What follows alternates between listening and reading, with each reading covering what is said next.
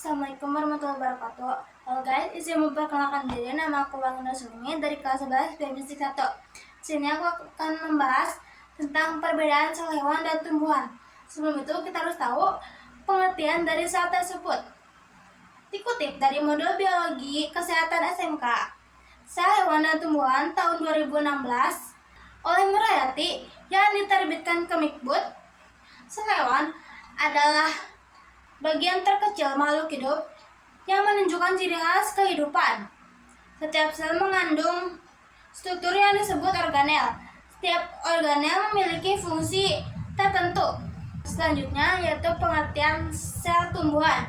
Sel tumbuhan adalah unit struktural dan fungsional dasar dari tumbuh-tumbuhan yang memiliki dinding sel dari selulosa, kloroplas untuk fotosintesis, vakuola besar, membran sel, sitoplasma, dan nukleus.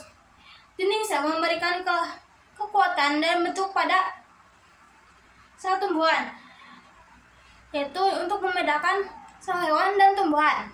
Yang kedua, pengertian sel hewan. Sel hewan adalah unit struktural dan fungsional dasar dari tumbuh-tumbuhan. Izin mengulangi, sel hewan adalah unit struktural dan fungsional dari tubuh hewan yang memiliki membran sel, sitoplasma, dan organel-organel seperti nukleus, mitokondria, dan ribosom, tetapi tidak memiliki dinding sel seperti sel tumbuhan. Selanjutnya yaitu persamaan sel hewan dan tumbuhan. Yang pertama, kedua sel memiliki membran sel yang berfungsi untuk mengatur keluar masuknya zat. Persamaan yang kedua yaitu kedua sel tersebut juga mengandung nukleus yang berperan sebagai pusat kontrol sel. Dan yang ketiga, kedua sel tersebut mengalami pembelahan sel secara mitosis dan meiosis.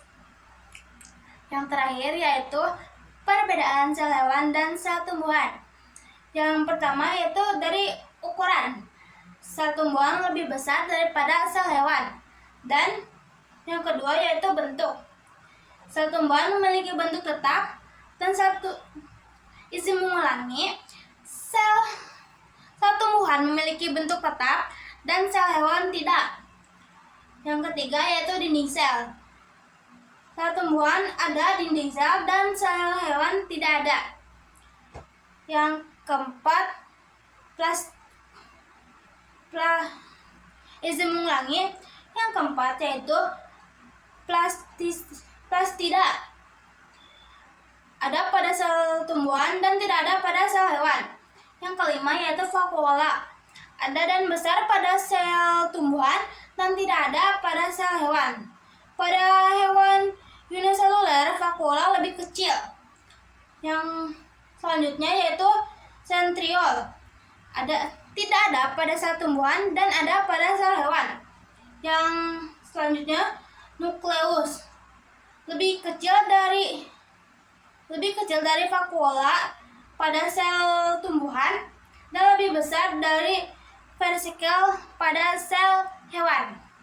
Dan yang terakhir, bentuk energi tersimpan dari sel tumbuhan yaitu butiran atau granula pati, dan dari sel hewan yaitu butiran granula glikogen.